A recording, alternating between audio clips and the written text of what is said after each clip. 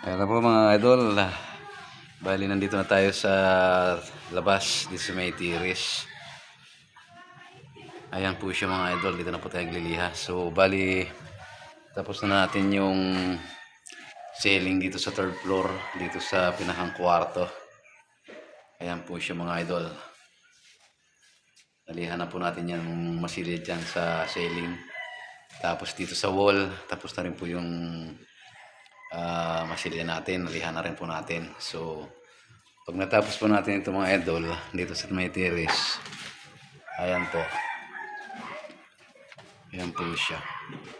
Ano niya po, ceiling niya sa taas, sa may biga. So pag natapos po natin yan, lilipat na po ulit tayo rito sa may hallway po.